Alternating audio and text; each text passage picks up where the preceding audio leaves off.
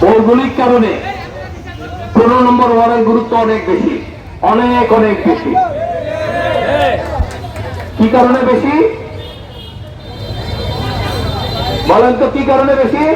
প্রতিটি জেলায় একটি করে সরকারের সবচেয়ে উপরের যিনি থাকেন জেলার ডিসি বলে, ডেপুটি কালেক্টর, তাদের অফিস, কার্যালয়, আদালত।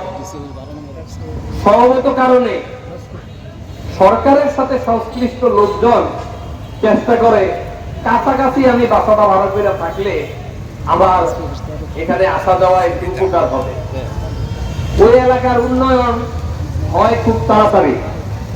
কিন্তু দুঃখের ব্যাপার, 15 নম্বর ওয়ার্ডে আমরা তো আগে আসতে পারতাম না।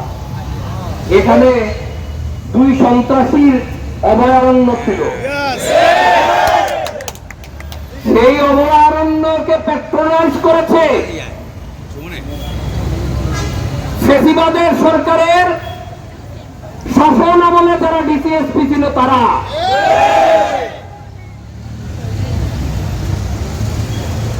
আর তাদেরকে প্যাট্রোনাইজ করেছে, সহযোগিতা করেছে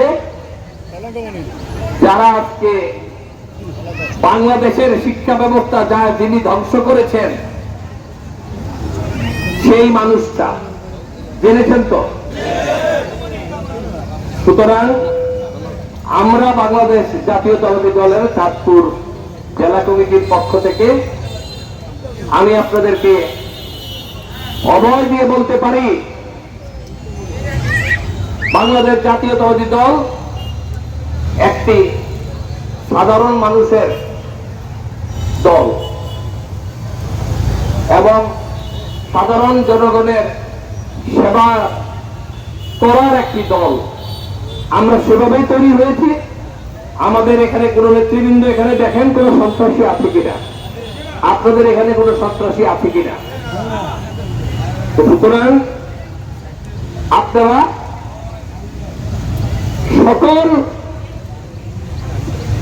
জনগণের কাছে আপনারা যাবেন। এখন থেকে যেদিন পর্যন্ত ইলেকশন না হবে ততদিন পর্যন্ত আপনারা মানুষের কাছে যাবেন, ধানের শীষের শুভেচ্ছা পৌঁছাবেন, তারেক রহমানের সালাম পৌঁছাবেন, আর বলবেন এদেশের প্রধানমন্ত্রী তারেক রহমান হলেই আপনার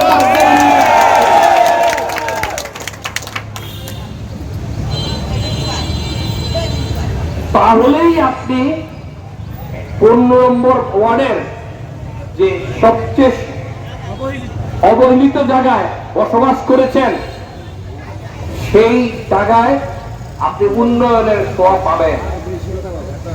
প্রায় 9000 ভোটার এই এলাকায়। আজকে সদস্য সংগ্রহ